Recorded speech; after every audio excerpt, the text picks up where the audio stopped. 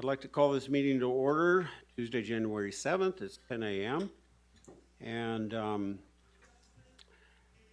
Supervisor Humphrey, would you lead us in the Pledge of Allegiance? And after that, Mr. Sandoval.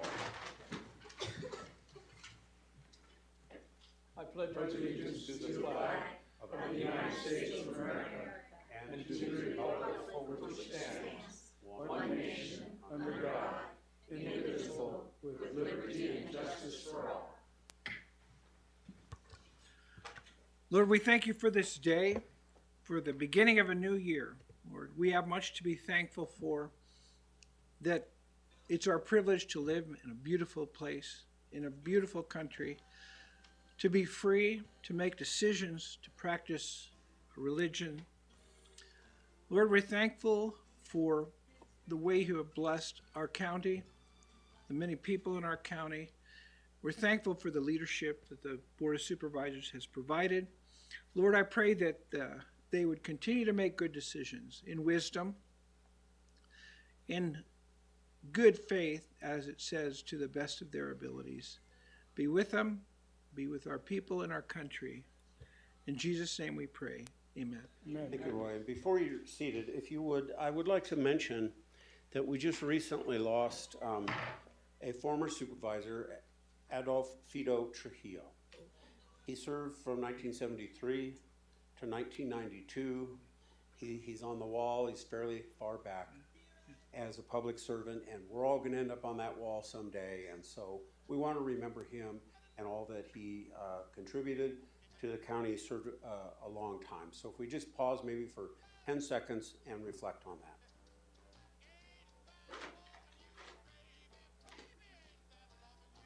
Thank you very much. You can be seated. All right.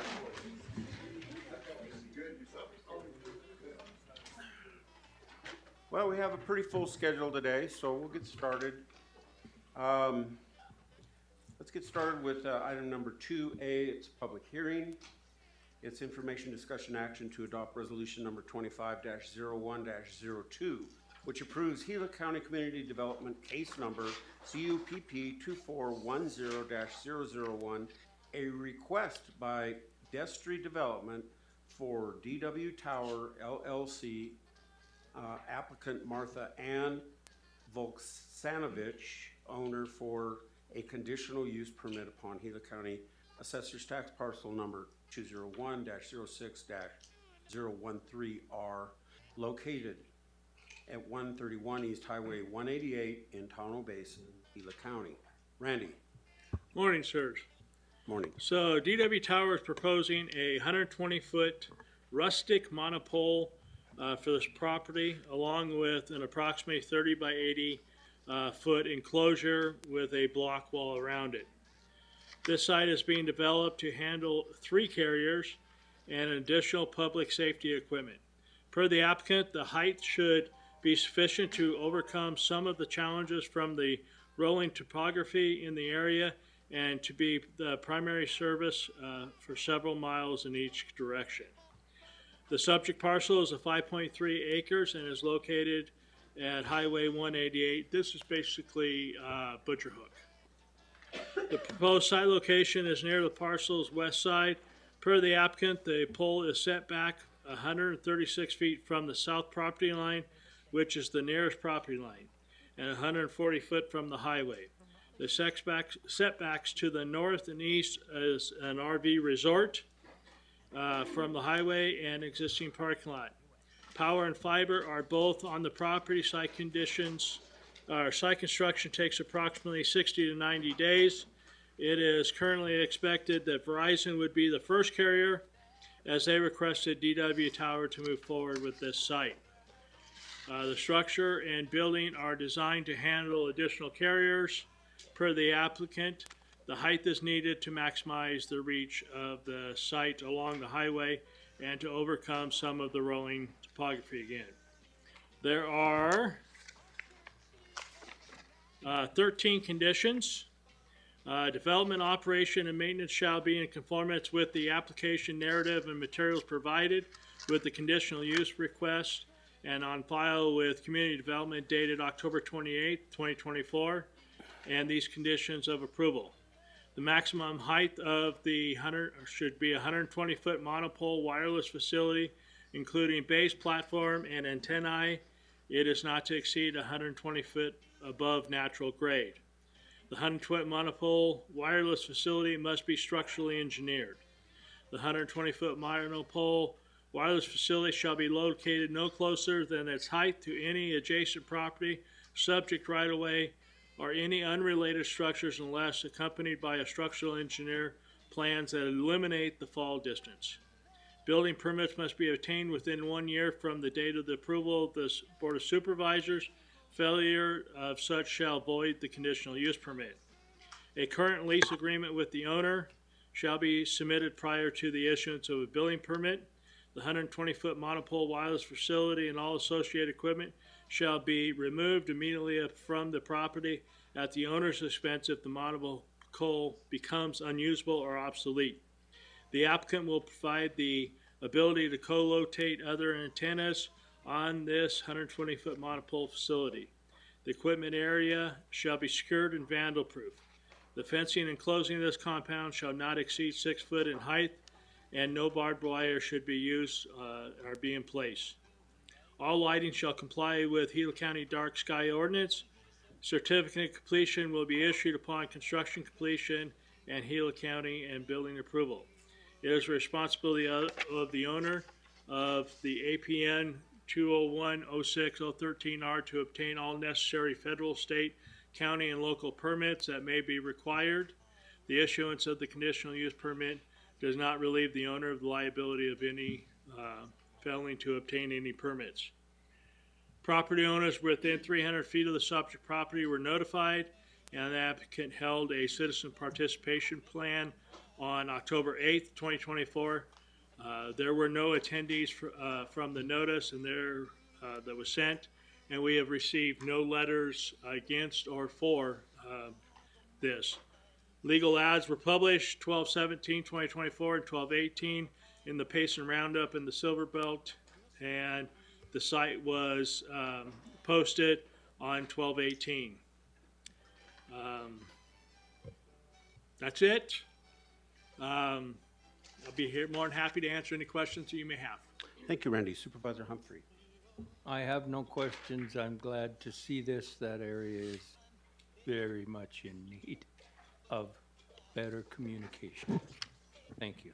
Thank you. Supervisor Klein. Yeah, I don't have any questions, Randy, and I agree with Supervisor Humphrey. That's going to help a lot of folk. So. It will be taking my excuse when I'm driving through there, not being talking on the phone. Okay, Randy, I don't have any questions either, so I'll close this portion of the discussion and open it up for public hearing. Is there anyone in the globe here that wishes to speak to item 2A? No? Cassandra? No? And Lisa?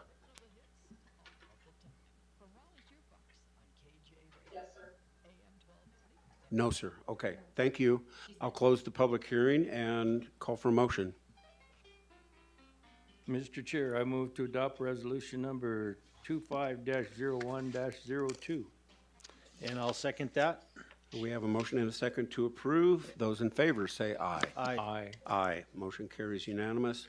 Item 2B, information, discussion, action to adopt ordinance number 2025-02, which authorizes an amendment to the Gila County zoning map for unincorporated areas of Gila County, Arizona by changing the zoning for assessors parcel number 301-19119C, located at section 36, township 12, North Range 08, East Pine, Arizona, currently designated as Transitional Residential District, TR, to add a Trailer District T overlay. Randy. In January 2022, the applicant received approval from the Gila County Board of Supervisors to rezone case number REZONP 2109-001 and ordinance number 202201 to rezone the rear portion of APN 301-19-019L, now 301-119C, from residential 1 density 12 to TR district, and you can see below. The zoning change was intended to allow for the construction of 16 one-bedroom cabins, horse corrals, and a manager's quarters. One of the conditions of approval for this rezone was that all development improvements must be completed within 4 years. The applicant has decided to proceed with the project that is now proposed in developing the property with 29 park models, requiring the trailer district overlay to be added to the current traditional residential zoning. The proposed development would be similar to the Pine Creek Resort located west of this parcel. The proposed transitional residential district with a T overlay would permit the proposed park model development, subject to the approval of development plan and site plan. Currently, we've received one call, one email opposed, and we've received one email in support.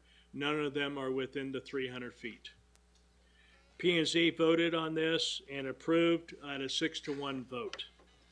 Per the applicant, the portion of the parcel that borders Highway 87 and Old Country Road would have a 6-foot concrete wall similar to the Rimside Village.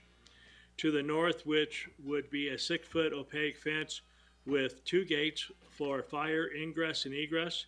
The entrance to the property would be existing driveway and services of the Pine Creek Resort. A lot line adjustment will be made with the property to the south to accommodate the sanitary system. A well has been drilled in the northwest corner of the property with a 20 gallons per minute pump. The location of the sanitary facilities and the drainage would be subject to the engineering and county approval.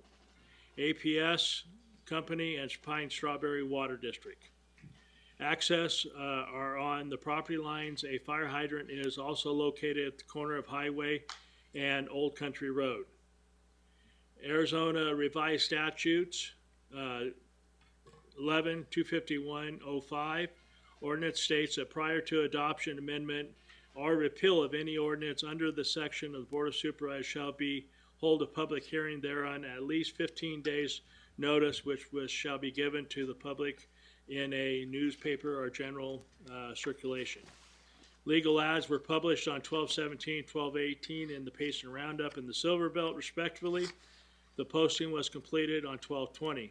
Staff sent property owners within the 300-foot radius of the subject property notification of the applicant's request. The applicant held a neighborhood meeting on September 24th, 2024 to discuss the proposed rezoning. Mr. Pugel, 18 attendees were at the neighborhood meeting. One resident was concerned that more residents would walk to see the creek. 20 properties are within the 300-foot radius. The subject property, community development, and staff had received one phone call again and one email, and the concern was increased traffic. The intent of the purpose of the T overlay is to combine with certain other uses and densities for the purpose of permitting mobile manufactured home developments. This would include park models. In reviewing the rezoning application for a recommendation, staff considers the Arizona state statutes, Gila County zoning ordinance, and the comprehensive master plan. The current and proposed land use of the property, adjacent zoning, public comments, and other Gila County Department requirements, whether the land use would be compatible and harmonious with the neighboring uses. No deed restrictions were found on this property, and per ARS 11814A, all rezonings adopted under the article shall be consistent and conform to the adopted comprehensive plan. In the case of uncertainty, it is considered of applying conformity of any part of the proposed rezoning to the adopted comprehensive plan. APN 301-19-119C falls within the multifunctional corridor in Gila County's comprehensive master plan. The multifunction corridor category denotes areas of the county that are located adjacent to primary transportation routes and where a mixture of land uses are desirable based on the specific location characteristics of the land. Staff's conclusion based on the application review, the land use appears to be compatible and harmonious with the neighboring uses and the proposed rezoning conforms with the comprehensive plan. Staff recommends approval to the Board of Supervisors for the rezoning request. There are 3 conditions. The Gila County Planning and Zoning Commission, at a duly noticed public hearing, voted 6-1 to recommend approval of the adherence to the conditions of approval. The owner of the subject property of 301-19-119C must comply with all requirements for the transitional residential and the trailer overlay. Per ARI's revised statutes 1114I, the board may approve a change of zoning conditions on a schedule for development of the specific use and uses of the rezoning. If the owner of 301-119C fails to proceed with the development of the proposed park model development within 24 months, Gila County may schedule a public hearing which may revert the rezoning on the property to its former zoning classification. The owner of the 301-119C reserves the right to apply for an extension. It is responsibility of the owner of the subject property to obtain all necessary federal, state, county, and local permits as may be required. If everyone's not sure, this property is basically south of the hardware store. It is next to Mr. Pugel's current park model subdivision. And if you have any questions, I'd be more than happy to answer them. Thank you, Randy. Supervisor Humphrey. I have no questions. I'm all for infrastructure as long as it's done right. And so, thank you.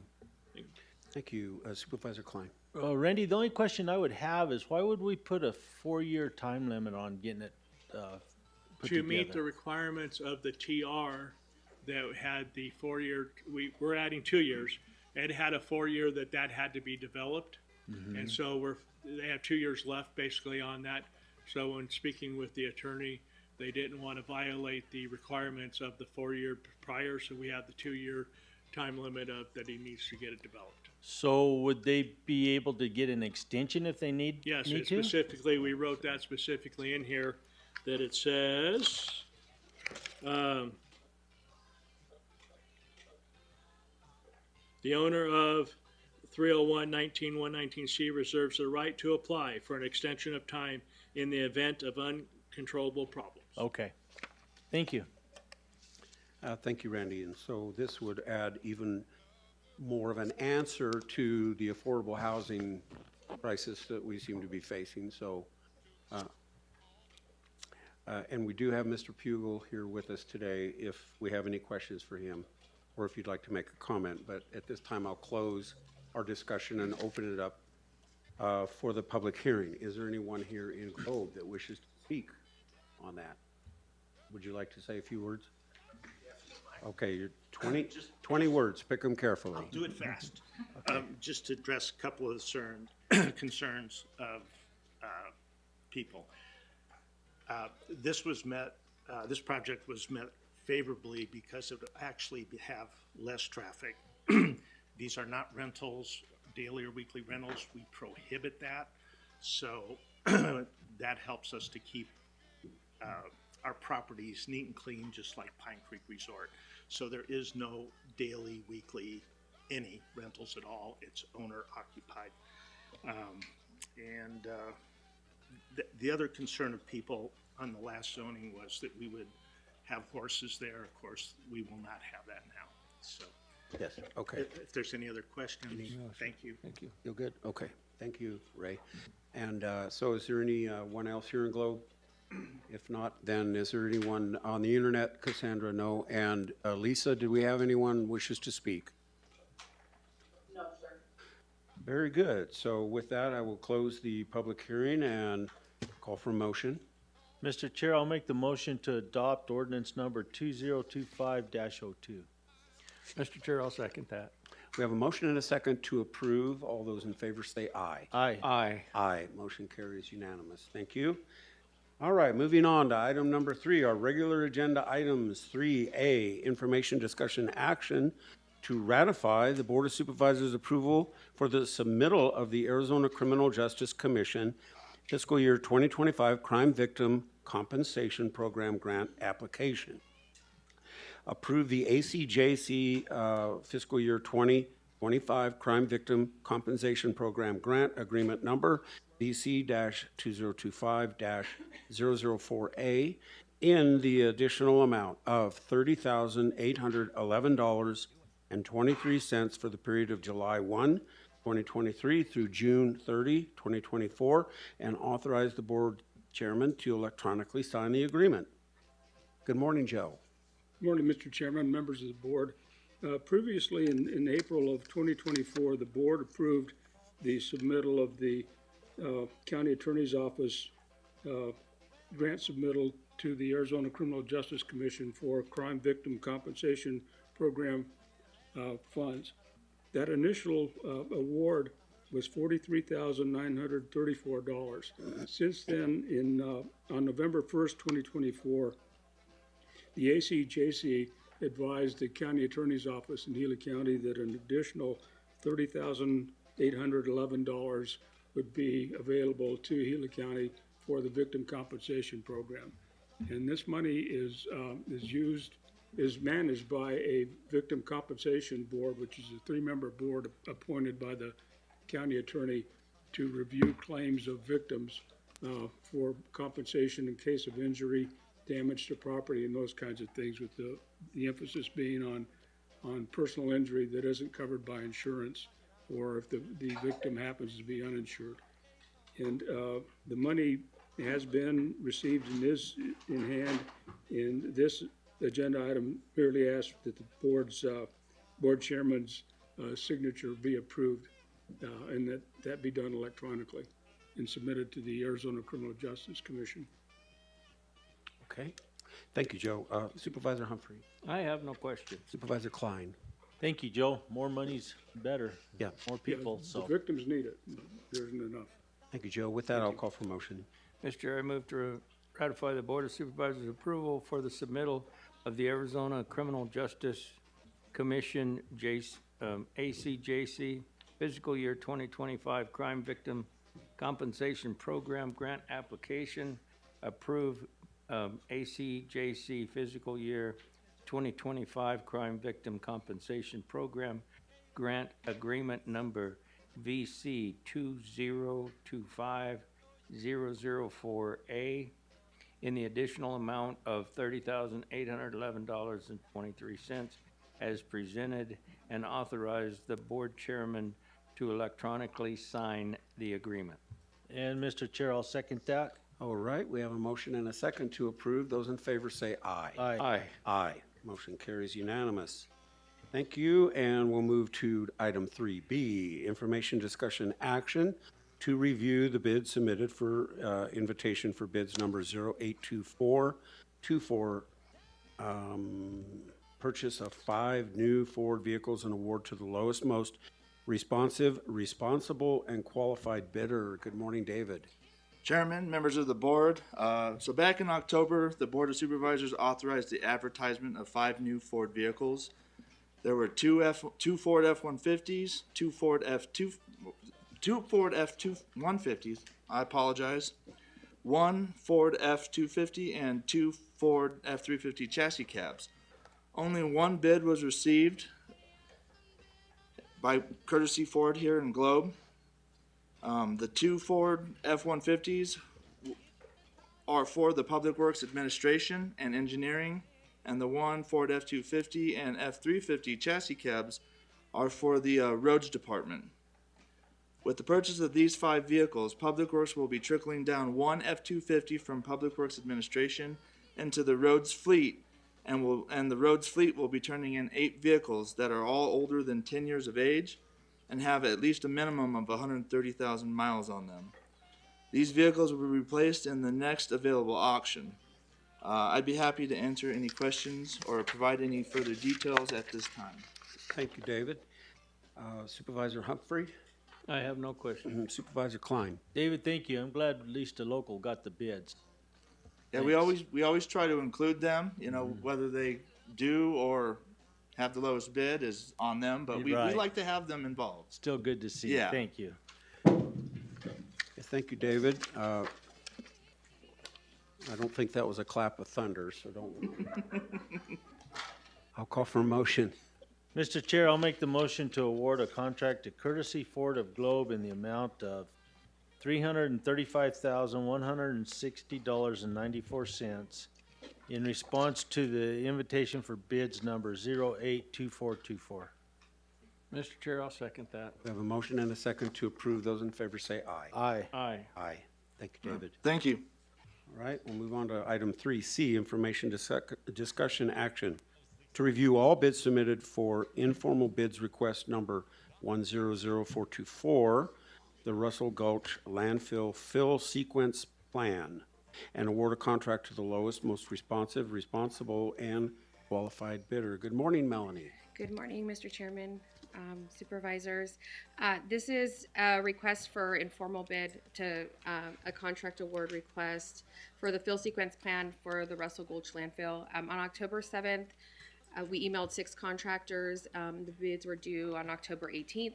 The Russell Gulch landfill expansion, cell 3A, was completed in November. The Russell Gulch landfill is has a very unique shape, and it's actually like half of a landfill. And the Russell Gulch landfill cell 3B project, which would be completing the landfill cell, will be completed in 2032. Recycling and landfill management contracted with Blue Ridge Services back in April. And we did a gap assessment there to kind of evaluate the landfill and see what we needed to do. And one of the findings during the gap assessment was a fill sequence plan. So what a fill sequence plan does is it takes all of the unique situations that the landfill has, and it's almost like an engineered plan that they can follow day to day on where the trash should go, where the roads are going to go, how we're going to get people in and out of the landfill, and kind of take that burden off of them to where they're just really operating the equipment and moving the trash around and following the plan. This contract is a 3-year contract. The first year is $20,000, where they would take all of the surveys of the landfill, the unique situations, formulate a plan, and then after that, so it's a 6 steps are in 6 months. So they'd give us a 6-month plan at a time. They'd reevaluate the landfill, go for the next 6 months, and then it's over 3 years to where we can really have a handle on the landfill. And then once it comes up to elevation, it gets a little bit easier.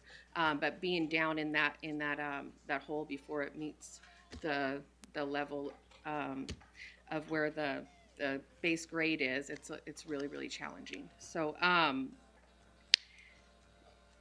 okay, so those are the challenges. Recycling and landfill management is committed to operating efficiently, utilizing all airspace, and we definitely want to extend the life of our landfill. We accepted still bids on October 18th. There was 2 competitive bids received, and the lowest, most qualified was SCS Engineering for $40,000. It's the recommendation of Gila County Public Works to award IBR number 100424, Russell Gulch Landfill Fill Sequence Plan to SCS Engineering in the amount of $40,000. Thank you, Melanie. You have questions? Supervisor Humphrey. Yeah, I guess that 40,000, is that for a year? That's the entire contract for 3 years. The entire contract for 3 years? Okay, no further questions. Supervisor Klein. No, I'm good, thank you. Okay, thank you. So Melanie, just so that I understand better, this is to help save space, or is it to help save labor, or both? So it's going to utilize all of our airspace efficiently, and I guess it kind of helps with labor, because what it does is it just gives them a clear plan of what we're going to do. They follow the engineered plan, and so it kind of takes the guessing out of where should we put the roads. So it's all set up for them, and they just follow it. It's almost like building a house and looking at blueprints. Okay. Yeah. All right, thank you. With that, I'll call for a motion. Mr. Chair, I move to award a contract to SCS Engineers in the amount of $40,000 in response to informal bid request number 100424. And I'll second that. Motion and a second to approve. Those in favor say aye. Aye. Aye. Aye. Thank you, Melanie. Item 3D, information discussion action to approve amendment number 1 to service agreement number 060424, the Control Road Roadway Improvement Project with Perkins Cinders Incorporated, adding $22,114.71 to the contract for a total contract amount of $1,090,184.90, which will cover the cost of the change orders associated with the additional work. Good morning, Alex. Good morning, Mr. Chairman, Board of Supervisors. So as you know, back in September, I came before you and presented the Control Road Improvement Project to award to Perkins Cinders. What I didn't realize at the time was how financing works between the agreement between the Forest Service and us. So I did not include a contingency in the original proposal that I brought before you. Because of that, we did have one change order for $22,114.71, which will now have to be ratified by the board. The Forest Service is paying 100% of this project, and they've already agreed to this change order. So this is just making sure that we do things the right way. Okay, thank you. Supervisor Humphrey. No questions, thank you, I appreciate it. Supervisor Klein. Alex, thank you. So the Forest Service is gonna pay this change order and everything anyway? Yes, so Yeah. we pay it and they reimburse us. Okay. And that's why I didn't understand how that worked. I assumed we had the extra money in the coffers because it was the Forest Service paying for it. Sure. So I won't make that mistake again. Thank you. That's okay. Nothing's ever easy. With that, I'll call for a motion. Mr. Chair, I'll make the motion to approve amendment number 1 to service agreement number 060424 as presented. Mr. Chair, I'll second that. Motion and a second to approve. Those in favor say aye. Aye. Aye. Item 3E, information, discussion, action to authorize the advertisement of invitation for bids number 121024, the Monroe Street Construction Project. Alex. Thank you, Mr. Chairman and Board. So as you know, a year ago, I came before you with Stantec to discuss the design options that we were considering for Monroe Street. We ended up receiving those design options, and then we tried to combine that project with the repaving of the parking lots for the courthouse complex here. And it turned out to just be too, there was too many irons in the fire to address both at the same time. So what we're now doing is we're splitting them back into two projects. And so this is the request to go out for bid for construction for the Monroe Street project. Again, that's lowering Monroe Street as you approach 7th Street there, paving the lower Guerrero building parking lot, and then making two one-way streets up to the middle and upper parking lots. Okay, thank you. Supervisor Humphrey. Yeah, back to pretty much the original plan. Yes. Yeah, good. I'm glad to see us moving forward because that road is deteriorating on both sides and it just keeps getting narrower. So, Yes. and traveling it every day, it's not a great road. So thank you for moving this forward. Okay, Supervisor Klein. I'm good, Alex. Thank you. Yeah, I'm good too. Hopefully, actually, it might come out a little less expensive doing it broken up like that. I don't know. We'll see, but thank you, Alex. With that, I'll call for bid, motion. I move to authorize the advertisement and invitation for bid number 120124. And I'll second that. Motion and a second to approve. Those in favor say aye. Aye. Aye. Aye. Thank you, Alex. Thank you. Item 3F, information, discussion, action to adopt resolution number 25-01-01, which authorizes the submission of a SMART State Match Advantage for Rural Transportation Funds Grant application to pave the Young Road. Mr. Goodman. Good morning, Mr. Chairman and board members. So we know that for Gila County, paving that section of Young Road is a high priority, and Public Works has been working on it. We had the USDA funded grant that got us the EA, which will be completed in March, and that also took the project to 60% plans. So to move forward to get 100% plans, we are going to apply for a SMART grant. And we are going to ask for $530,000 for the SMART grant, and Gila County will contribute $150,000. Brings the total to $680,000. We think that will cover the rest of the design to get it to 100%. So this resolution just simply authorizes Gila County to go ahead and apply for this SMART grant through ADOT. And then if we're awarded it, ADOT will take over and administer that design project for us. So I'll be happy to answer any questions. Thank you. Supervisor Humphrey. I think it's a great project. You know, going back and forth on that road, my question would be, and you don't have to answer it, I wonder what the speed limit's gonna be on that when it's paved, cause it's a pretty crazy road. But no, I think it's a great project and it'd be a good deal. Thank you. Supervisor Klein. You're familiar with this road? Yeah, kinda. How about if we just give it to the state and just call it a day? Yeah. So, Tom, a question I would have on this, so we get it up there to where, what would that be then, 100% design? 100% And, design. and so then once we hit that stage, that design is good from now on? We're not ever gonna have to go back and redo anything on that design? Yeah, if it sits for several years, we may want to take another look at it before we go out for construction. But yeah, that'll give us 100% plans, specifications, engineers' cost analysis. It's a bid-ready package. If we Sure. find the construction funding, we'll take it right out for contract, Yeah. for bids for construction. Okay.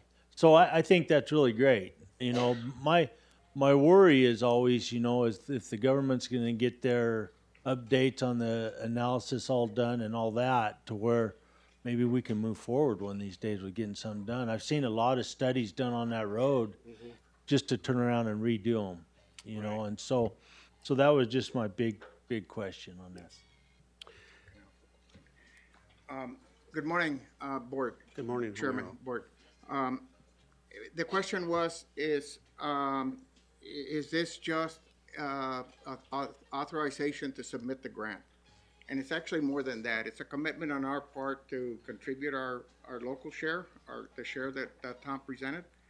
It's also a commitment for us to apply for a grant within a very short time after the design is complete, and a federal grant to get the road done.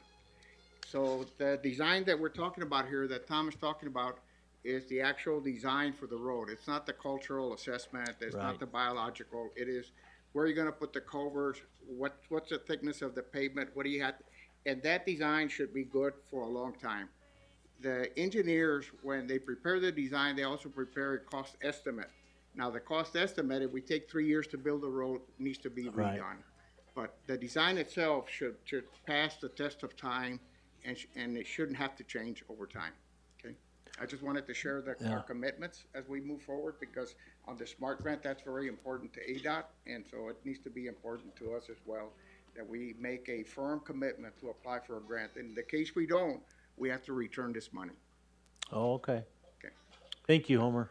Yeah, Tom, so I remember something about a $400-some thousand toward this design phase that came from Senator Kelly, if I remember right. Is that part of the 680, or is that 680 in addition to the 400? This is an addition, so the 472,000, that got us to 60% plans, and we'll complete the environmental assessment. Okay, And that's currently underway, and we'll be wrapping up in March. okay, very good, thanks. All right, so with that, I will ask for a motion. Mr. Chair, I'll make the motion to adopt resolution number 2501-01. Mr. Chair, I'll second that. Motion and a second to approve. Those in favor, say aye. Aye. Aye. Aye. Thank you, Tom. Thank you. All right, let's move on to 3G, information discussion action to approve delegation agreement number EV 24-0016 with the Arizona Department of Environmental Quality to accept functions of ADEQ statutes, rules, and policies for the water quality and solid waste management functions and duties. Good morning, Paula. I hear Josh is under the weather. Yes. Yeah, okay, I'm glad to see you here. Thank you, Chairman, members of the board. Today I brought with me one of our many experts. In case you have questions, Ryan Clough, he's Environmental Health Specialist Manager. So, but I believe that this agreement has been in effect for several years. And there are only 7 items that were changed throughout the process of getting this upgraded into to this year.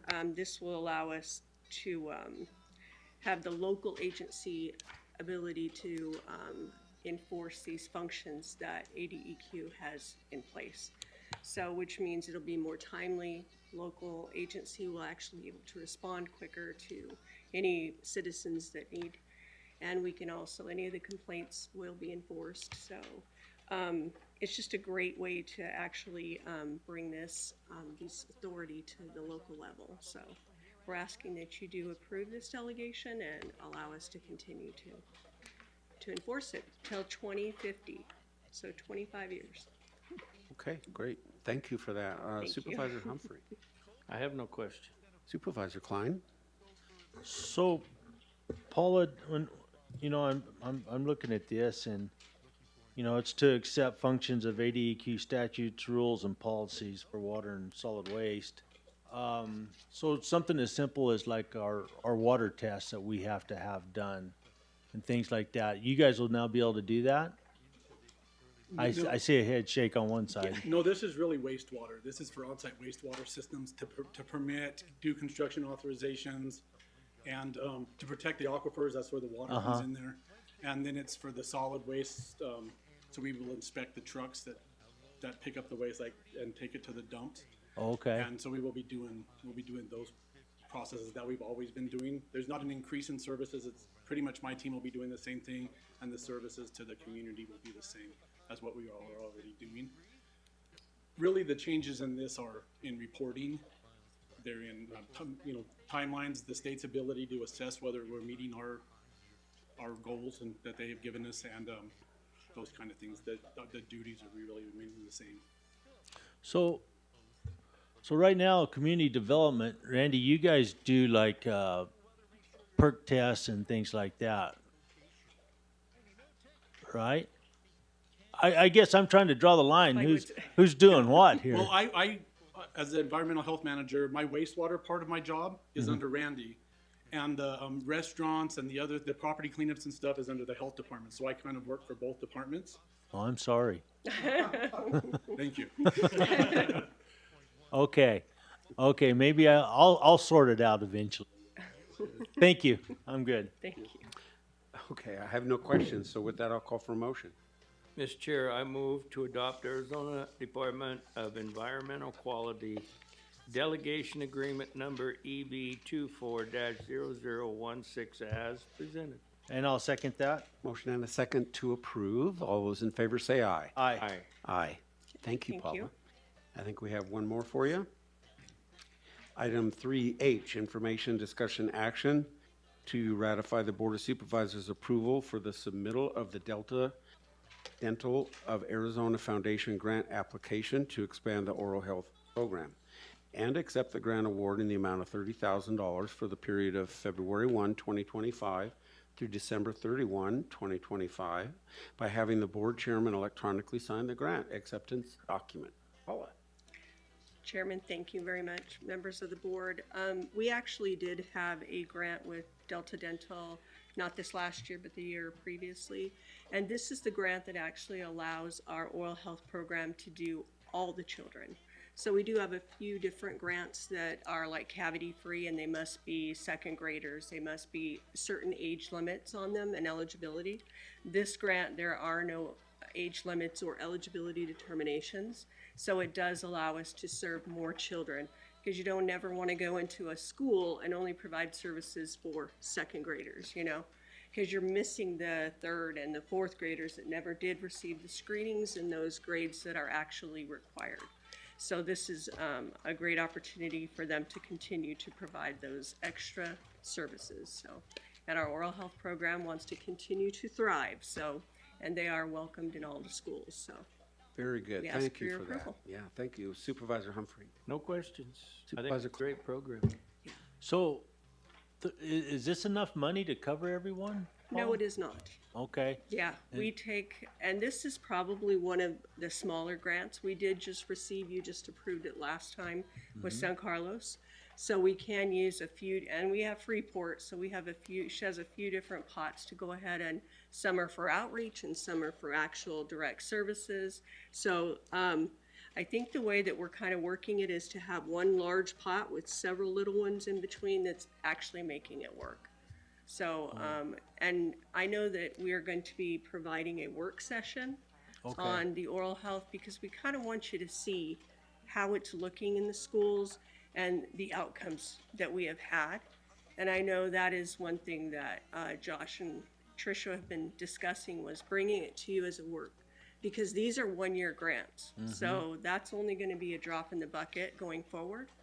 And with no pediatric dentist in this area, it's important that these services continue. So, and we're glad to continue to look for grants, but oral health is not actually one of the largest. You know, they don't give a lot of money for that. So, Yeah. Okay. Well, thank you. thank you. Yeah, thank you, Paula. It's vital to have good oral health, and so Yeah. thanks for reaching out for that. With that, I will call for a motion. Mr. Chair, I'll make the motion to ratify the Board of Supervisors' approval for the submittal of the Delta Dental of Arizona Foundation grant application to expand the oral health program and accept the grant award in the amount of $30,000 as presented. Mr. Chair, I'll second that. All right, we have a motion and a second to approve. Those in favor say aye. Aye. Aye. Aye. Thank you very much, Thank Paula. you. Have a good day.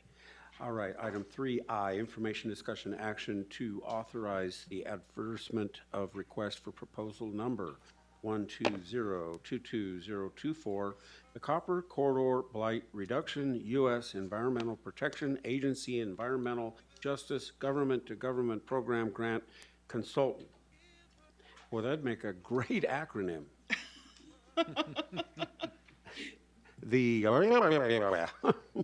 Thank you, Maren. Thank you, Mr. Chair, Supervisor Klein, Supervisor Humphrey. I've got Amy Staten here with me from our Grants Division. Amy has worked tirelessly to get this put together and to navigate all of the nuances of NEPA. I think that's the politically correct term that we use now for that, right? Nuances? So if you have any questions, Amy's happy to answer those. We've had great success with the existing Copper Corridor Blight Busters grant, and that's opened the door for this opportunity for our community and our constituents. Very good. Thank you, Supervisor Humphrey. Oh, I think it's a great thing. Blight's one of my things that I fight, so thank you very much for anything we can do, any funding that we can get to help fight that is very much appreciated by the neighbors that live next to some of these people that we need to help. Supervisor Klein. You know, thank you, ladies, Amy, especially Kathy, Melvin, a whole group of you that's really took this and put it forward. And you know, this was all kind of kicked off and started when we wrapped up that hotel down there in Winkleman. You know, with the state helping and everything like that, and it encompasses enough area and big enough grant and everything that these ladies, the group, has been able to do some awesome things with it, and hopefully it'll continue and we can see more getting done, I guess. So thank you all. You too, Kathy. Yes, thank you, all of you, for all the hard work you put in for this. It's interesting that we create our own blight.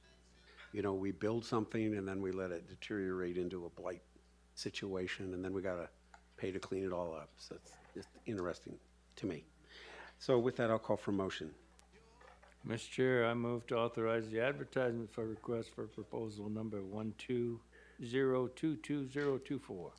And I'll second that. Motion and a second to approve. Those in favor say aye. Aye. Aye. Thank you, ladies. And Maren, we have another one for you here, 3J. Information, discussion, action to adopt revised policy number BOS-FIN-116, Public Safety Personnel Retirement System Funding, to reflect the updated actuarial valuation as of June 30th, 2024, and instruct staff to take action as directed by the Board of Supervisors pertaining to the unfunded actuarial accrued liability amount of $47,232 in the Adult Detention 503 Trust Fund. Yes, that actually does have an acronym, but it's no easier. It's the UAAL. So, Mr. Chair, Supervisor Humphrey, Supervisor Klein, every year since 2019, we've been required by the state to revise and readopt this policy BOS FIN 116. It pertains to how we are committed to the funding levels in our PSPRS retirement system. As you're all aware, we took out a pledged revenue bond to fully fund the PSPRS obligation. At this time, due to salary increases and staff turnover, we have a small unfunded actuarial liability in our adult detention fund 503 following fiscal year 2024. So we're here today with two purposes. First is so that the board can adopt the existing policy or the revised policy, which shows what the current funding ratios are at the end of 2024. Cassie, can we pull that up? Should be attached. The first one, FY25 revision, and then if you can scroll, maybe zoom in at the trust fund part at the bottom. Okay, that way our constituents and the audience can see. So there are three separate funds, as you can see here: Sheriff's Office, Adult Detention, and Dispatchers. And we should have Clark Partridge on the phone from PSPRS in case you have any questions that Mr. Menlove or I can't answer. As you can see, two of our funds have more than 100% funding. We have 101.98% for the Sheriff's Office and 110.29% for our dispatchers. So the one that we're here to ask for your guidance and action on is the adult detention, which is currently only funded at the 99.54%. And when Mr. Menlove and I reached out to PSPRS to find out what our options are so that we can share those with you, the board has three options today. Option one is to do nothing and just see what the actuarial liability becomes next year. Option two is to fully fund this $47,232. And with that, we would work with PSPRS to get them to issue us an invoice. We would write them a check, and we would be 100% funded. The third option is that we could fund the $47,232 and determine an additional amount that if the board so desired. So we wanted to bring that to you today as soon as we were aware of it, so that you could take action as you choose and so that our policy can be updated so that we're in compliance with state statute. Thank you, Marion. Supervisor Humphrey? Yeah, I would think that just getting us up to 100% would be my interest at this point, rather than try to predict the future and interest rates and all that kind of things, because it changes daily, much less yearly. So I would think if we just, my opinion, if we settle to where we need to be today, and then just see what interest rates and things do within a year, would be my 2 cents worth. Okay, thank you. So Supervisor Klein? Yeah, I'm on the same boat. I think doing nothing isn't an option. I like at least being at that 100% just in case, and then we'll see what next year brings. So yeah. Okay. Thank you. And I feel the same, but why can't we take some of the excess that we've paid? I presume that's not an option. Not an option, no, because these funds are set aside for the individual participants. Yeah. We can't move them around. They are designated as is.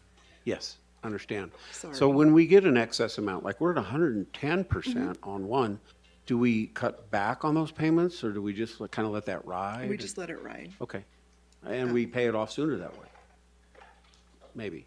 No? Well, so we're paying it off sooner in a separate vehicle, right? Because you all had the foresight to take out that bond 5 years ago, that let us pay off our obligation to PSPRS, and this creates a cushion so that if there's turnover or if there's salary increases, like the STEP program that you all adopted for our deputies and detention, this allows that to have less impact so we don't have to pay in more as we're going along. Adult detention this year just happened to fluctuate like this. And when Mr. Menlove and I were on the phone with PSPRS, the first thing that they said, and they asked us to make sure we pass this on to you, is to make sure that you are aware that Gila County is practicing excellent management and foresight in even having this conversation, that we grabbed the reports, looked at them, and brought this to you immediately instead of just letting it sit there, is a reflection of your leadership and your stewardship of these resources. I apologize for not starting with that. I had meant to, but Clark Partridge and his colleagues were very glad that we called them up and said, hey, what do we do about this? And they hadn't even gotten that far down their list yet to say, hey, we should call Gila County. So we got them first. So it was very helpful. And the reports, for better or for worse, are all attached. They are about this thick. So if you'd like to see a different summary, we're of course willing to bring whatever other information would be helpful to you for future consideration. I appreciate that. Thank you very much. With that, I don't have any more, so I'll call for motion. Mr. Chair, I'll make the motion to adopt revised policy number BOS FIN-11. I'll second that. Have a motion and a second to approve. Those in favor say aye. Aye. Aye. Thank you, And Maren. then, Mr. Albo, do we need a second motion or separate motion to go ahead and fund that shortfall? Or was that already covered?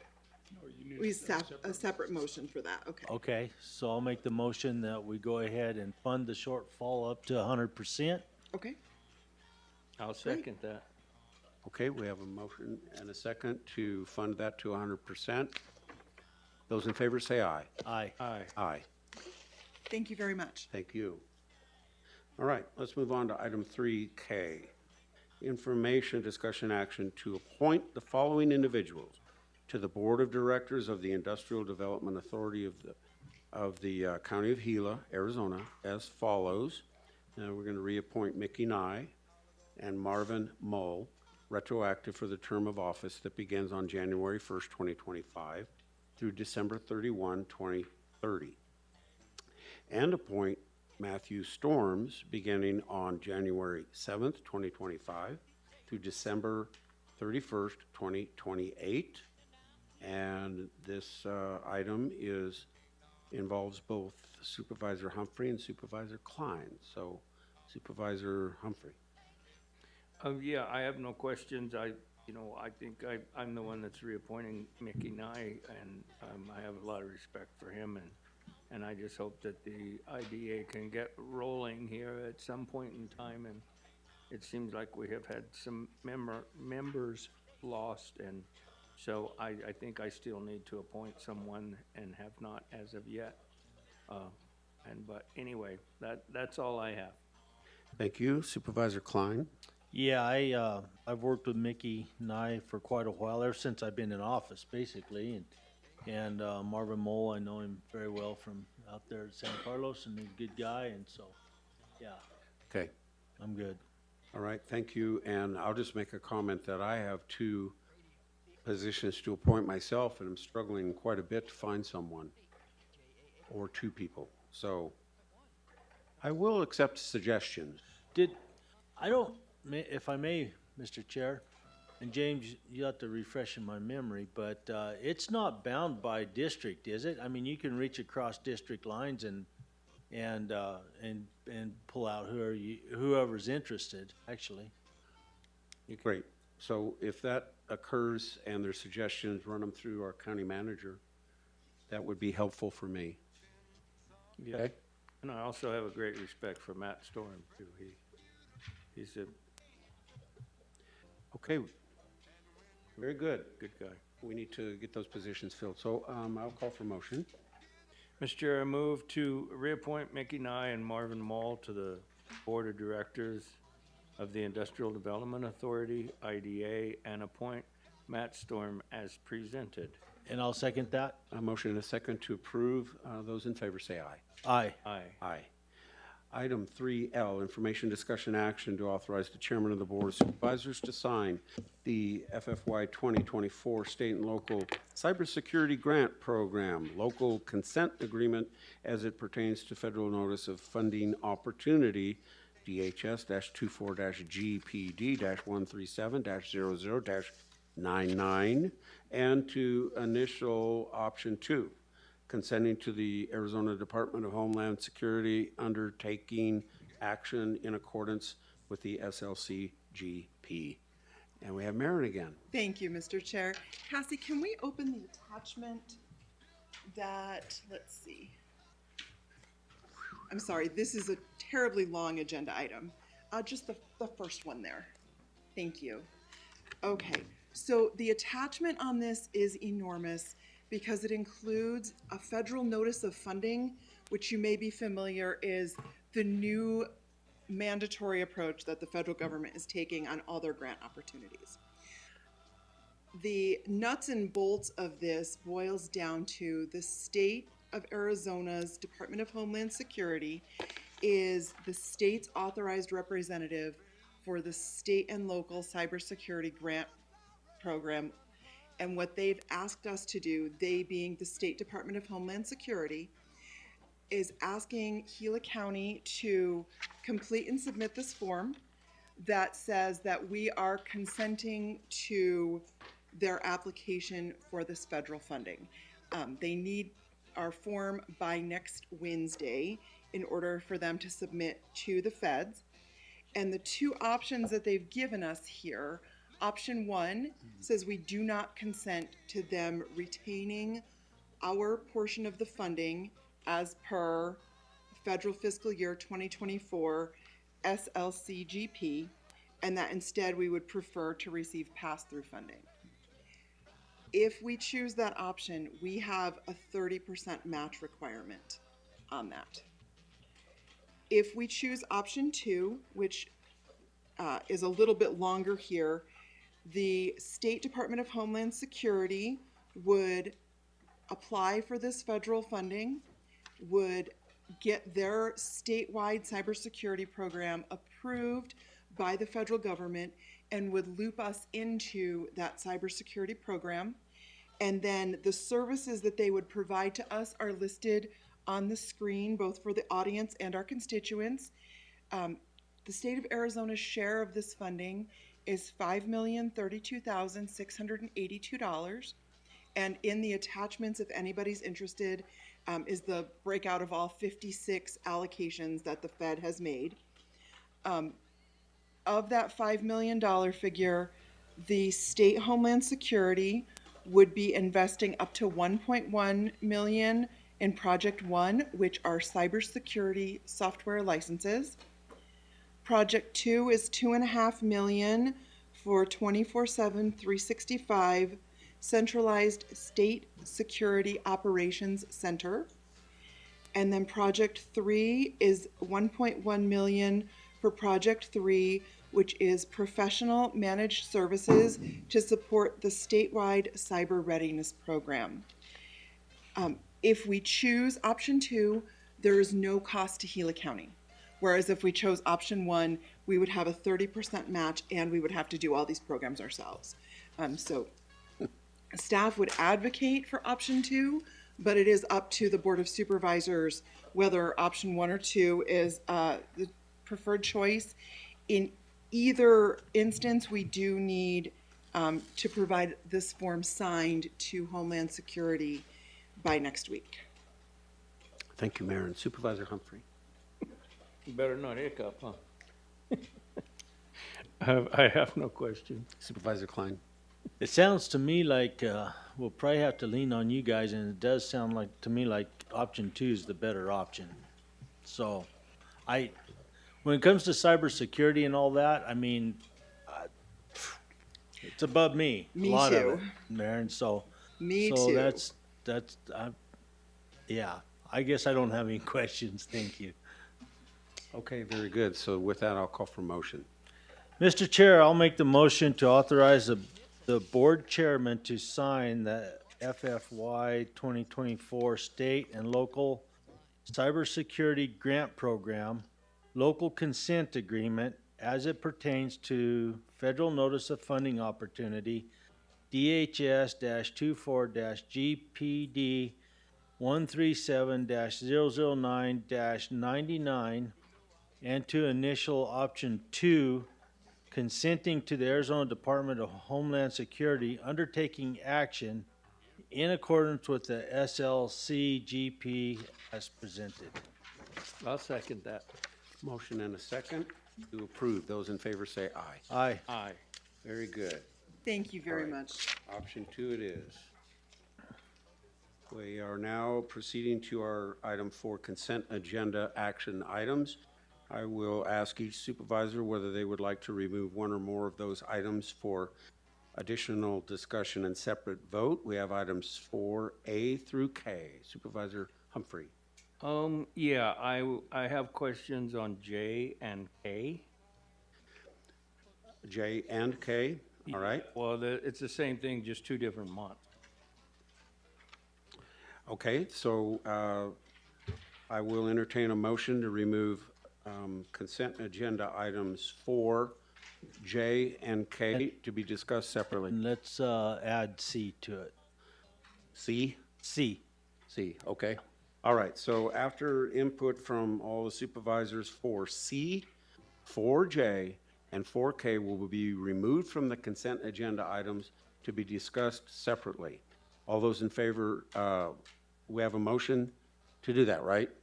So moved. Yeah. Yes, okay, You want to make a motion?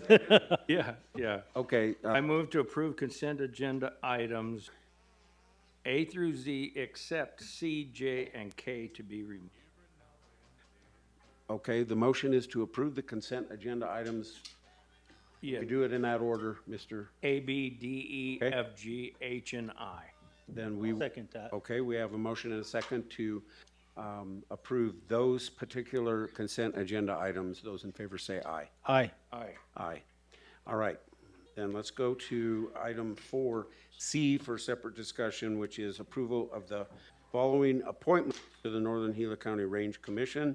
Appoint Brian Havey for the term beginning January 7th, 2025 through December 31st, 2026, and reappoint Mark Hines retroactively for the term of office that began on January 1, 2025 through December 31st, 2027.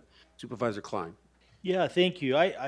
Brian Havey and everything, that they're good people. It's good. What my question is that's basically, and Joe, you may remember this from back in the day, but that commission was put together to oversee the shooting range in Payson, right? Yes, when Jim Jones was the supervisor representing District 1, And he received that property from the federal government with the agreement that Gila County would manage the range and appoint a board or commission to oversee its. okay, so I guess my question is, because I didn't, I guess I didn't really think about it or realize we had a commission with those people on there, but there's also a nonprofit part to that shooting range as well, right? Yes, the nonprofit provides a lot of the upkeep and maintenance for the thing and operates it on a day-to-day basis and opens it on weekends for public use. Do we know who the third member on this commission is?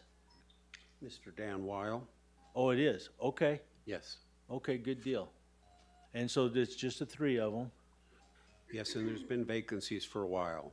Okay. And so they don't meet very often. It's just really filling all the dots and lines that need to be filled. Oh, yeah. No, I get it. I just had those simple questions about it. I'm working on a project that will come up later, but so I just kind of wanted to ask a few questions on this and see. But no, I'm good with that. Okay, I'm good. very good. Supervisor Humphrey, any input there? I have no input on C, no. Okay, so on this item then, let's have a motion. I'll make a motion to approve item number C on consent agenda. I'll second that. Okay, we have a motion and a second to approve consent agenda item 4C. All those in favor say aye. Aye. Aye. Aye. And my question on J, which would be the same as K, And it is acknowledge of the report of the county manager, approved consent agenda under $50,000 for the month of October. And here we are in January, and I'm just wondering if there's any way that we could get that information prior to approving it. And, you know, like if we got, October's consent agenda, or the under 50,000, if we could approve that in October, rather than wait till January, or be able to see kind of what's going on before it's passed. Because if I had a question on a consent agenda, I mean, on a county manager's approval under 50, 3 months later, it really wouldn't do any good for me to ask the question, because it happened in October, and here we are in January, which is a complete different year. So that's my only question, and I have nothing against what's in that report. I just would, if at some point I had questions about something in the report, I would like to know before I just say, okay, fine. Mr. Chairman, Supervisor Hump? Yes, sir. Absolutely. Would it be all right if I work up a calendar of what the process is and be able to share that with you so we can sit down and talk about it, go through it, and then see where we can adjust to tweak the calendar to meet the needs of getting the information more timely to you? Sure. Would that be all right if we do that? Yeah, and I understand it's to help the process go faster and further, and I'm just saying, because if the limit wasn't 50,000, they'd be coming to the board to approve these contracts. So by you approving the contracts, I understand, and that makes things work smoother, faster. But if I have a question in some of that, I would like to know prior to it being 3 months past. Yeah, sure, Mr. Chairman, Supervisor Hump. Very valid request, very valid that this be request that it be timely, and we need to work on that.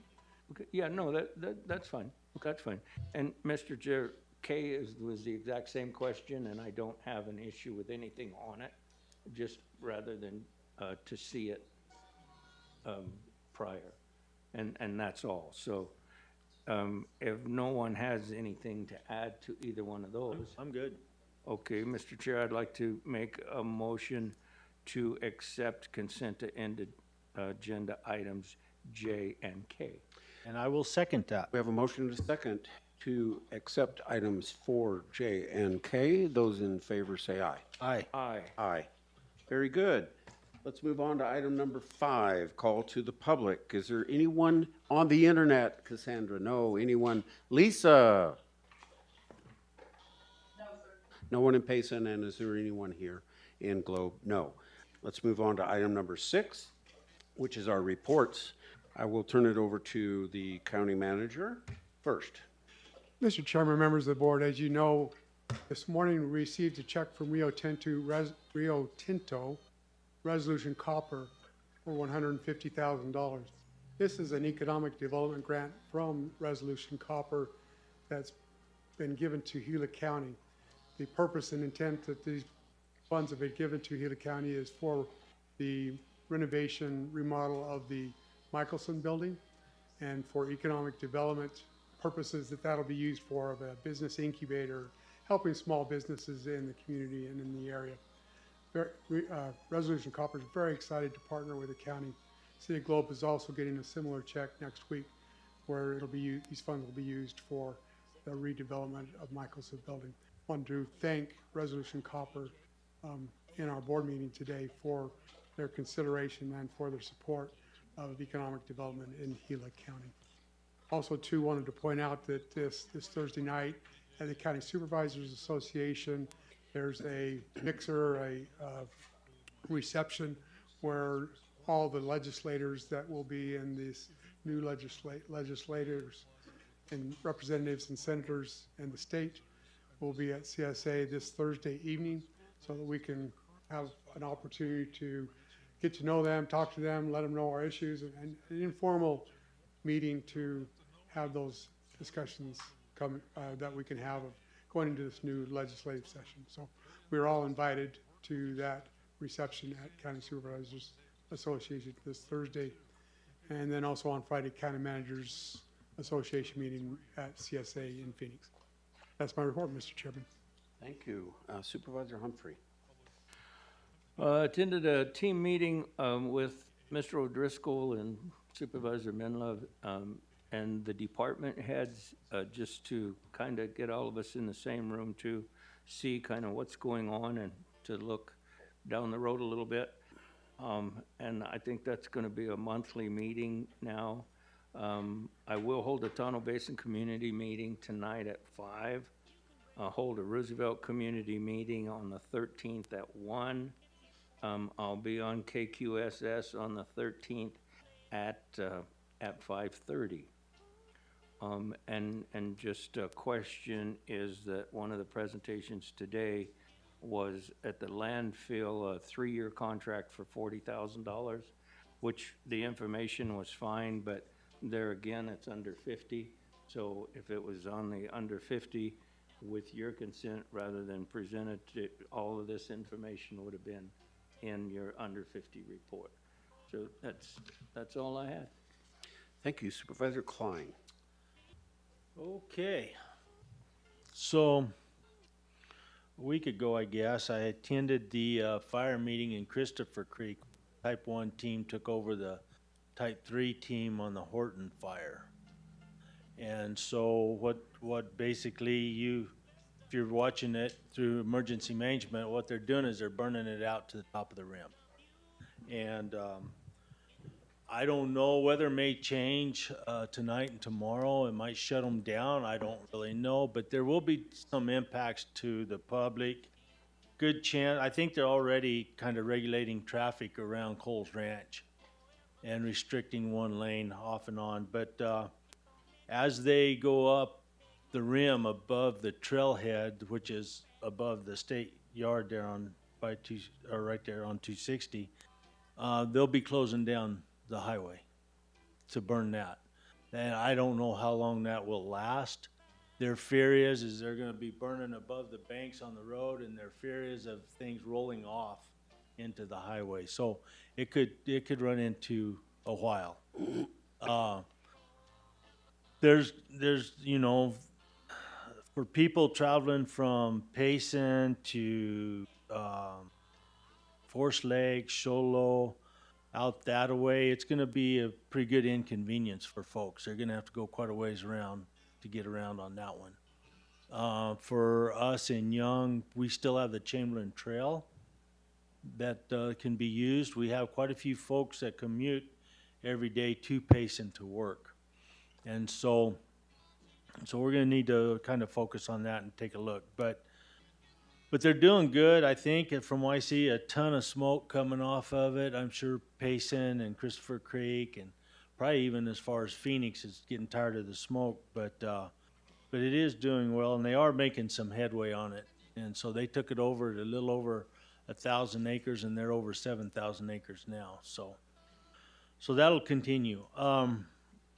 Last Saturday, yeah, it's white. It's good.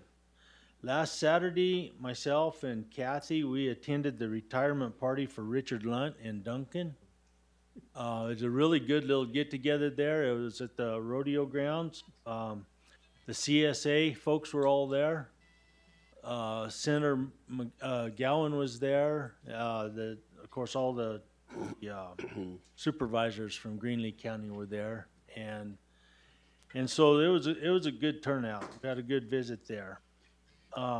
Yesterday, I was in the Arizona-New Mexico Coalition meeting of counties, and that was yesterday morning. One thing I wanted to do is in that meeting, I've got a executive director report for the year of what Howard Hutchinson and the coalition has done. So I want to hand this out to each of you guys, and if there's someone else that wants a copy, James, do you want a copy? Okay. take one and hand it on there if you want to take a look at it, and then you can give that one. A lot going on in the respect of public lands. And so I think what I'm going to do, what you'll see me doing here in the near future, is working with James to put together a work session to sit down and really talk about public lands and where it's going. We have the new administration coming in on the 20th. Everybody expects to see quite a few big changes and quite a few rollbacks on executive orders that's been placed in public lands. So there's some things in motion. There's a lawsuit in Utah that's going on that if that goes through and is won, then it'll change a lot of the aspect on who's going to control public lands. And ultimately, it could come back to the county. And so there's things. Kathy had attended a meeting not too long ago in Alamogordo on public land plans, county land plans. And so that's something that we need to talk about too as a group, because that's going to involve all of us making the decision what we want Gila County to look like and be doing in the way of public lands. The other thing I want to tell you guys too is, you know, we're just coming into this term, obviously. We're just sworn in this morning. But this is my last run. This 4 years, after this 4 years, I'm done. And Gila County has such a large percentage of public lands. We really need to think about what that's going to look like after 4 years. And I don't know what you guys are doing, but somewhere, somehow, there has to be somebody involved with public lands and continue to be involved with public lands in Gila County. If we're not, we're going to miss out, you know. And so I want when I can get this work session put together, I want everybody's input. Are you thinking about mentoring someone if you're Well, in where the future yeah, goes? I just don't know where to go with that. And honestly, Tim, and I'm glad you asked that question, is the fact if you're not interested in public lands, you don't even make the effort, because it's a huge commitment. And the commitment that we've been making in there takes up a lot of time, and it's good. I enjoy it. I've always enjoyed public lands and things like that. But these are the questions that, you know, because I don't know what you guys are doing after the term or whatever, and so from a county standpoint, we just need to really watch. You know, before we had Jackie that was kind of involved with public lands. You know, we haven't really went there with Paul Wolterbeek down there to include him on a whole lot. He's been good on some things. So I don't know where we're at with that, but I do know we cannot miss being at the table over any of this, or we're going to miss out on a lot. So this coming up Saturday, I'll be holding a town hall meeting in Young. And then next week, it looks like we're going to be busy with CSA meetings and ECO. ECO's another one that we're heavily involved in everything from public land standpoint. Richard retiring is going to, you know, kind of put a hit on us, but there's good people in ECO too. So anyway, that's out there, and after that, that's all I had, I guess. Good. Thanks for what you do.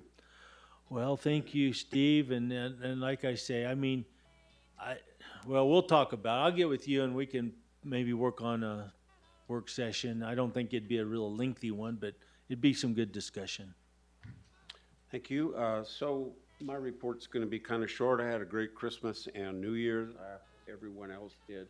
I'm real excited about 2025. For some reason, I just think it's going to be better this year, and I just really feel encouraged by that. And I think we'll be able to continue helping Gila County to thrive and prosper. I do plan on being at the CSA reception on the 15th. Did you have something else? Are you done? Yes. I did just want to make note of that all of our elected officials, well, the ones that were recently reelected were sworn into office this morning.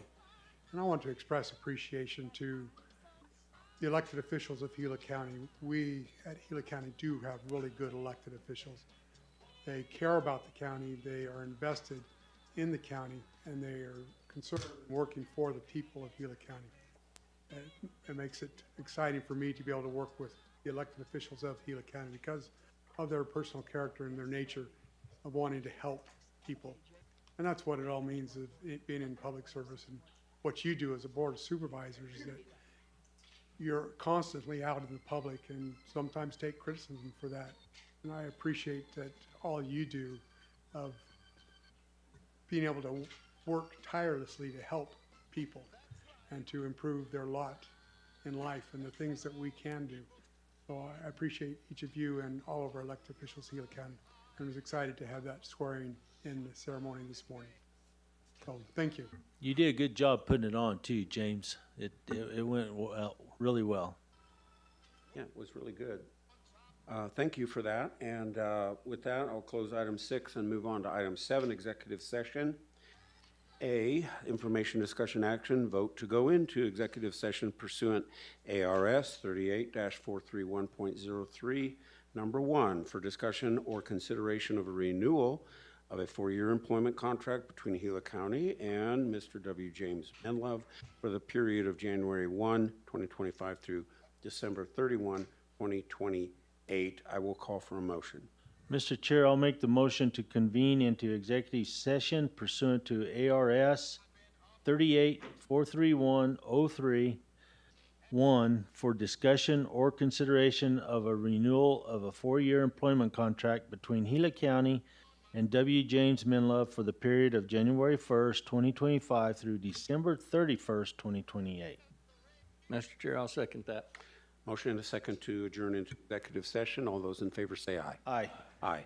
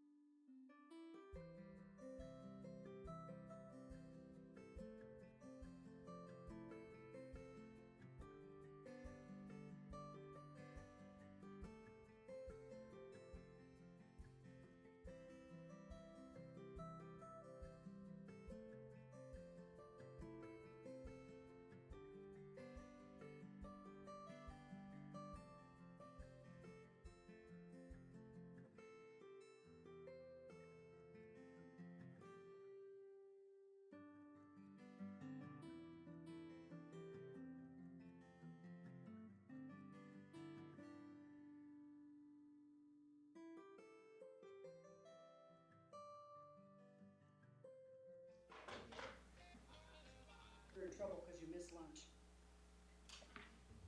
Yeah, I did. Your mom, we're at Denny's. Okay. Good. Tell them we're at work.